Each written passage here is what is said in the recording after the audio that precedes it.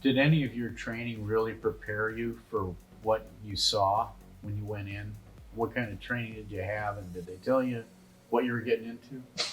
Well, I really never had any training about anything like that, but I guess my main thing was that I wanted to go to war mostly to get away from farming.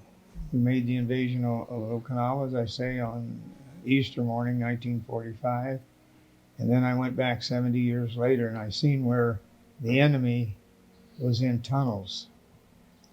And that's why when they bombed it and the big guns, the 5-inch guns, shooting it, never hurt them because it didn't go down deep enough No. to get the guys in the caves. So when we went in, our guys had to go in there with flamethrowers, so into the caves to get them out. They'd come out on fire, you know. So to see that, it's an eye opener about what life is like and what it can be and how bad it can be and the price that's paid for our freedom. And I don't think we give the vet, you can never give them enough thanks. The people I was fighting, when I got back home, I should have never been angry at them because they were there and didn't want to be there any more than I did. But the government sent them. So if you want to be mad at somebody, you blame the government. So that made me feel better about the Japanese and feel good about them today. Can you describe, Bill, a little bit more of the scene that day when you were going in? Were you under fire all the time going in? What was it like? We went under fire there.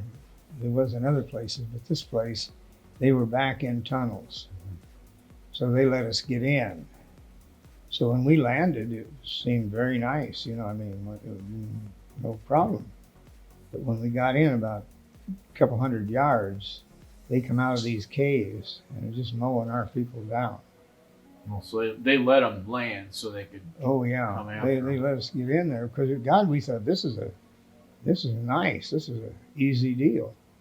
Well, it wasn't easy very long, and to see those, a machine gun.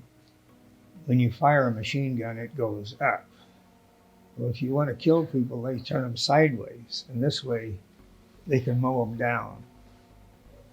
So it was terrible to see people dying. And I had one guy killed right next to me.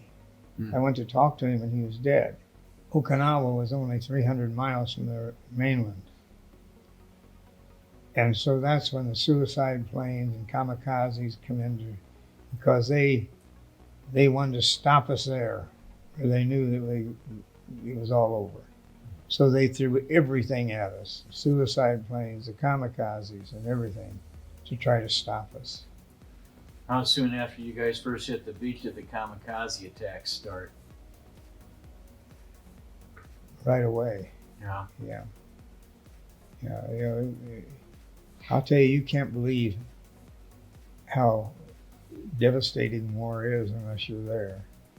There's no rules. It's just die or kill or be dead. I probably give Truman probably the reason I'm alive today. Because when they dropped the atomic bomb, and then the second one, that town was devastated. It was burned up. And even though the bomb wasn't hit there, they firebombed it. So there was nothing left but just smokestacks. Did you guys feel like it was going to take, after you went through everything you did at Okinawa, do you figure it was going to take a lot more to get it over with before the bomb, like it was? Oh, if the bomb hadn't happened, it would went on longer. How do you think your war experience shaped what you did with the rest of your life? Well, it made me value life more because I've seen how tenuous it could be.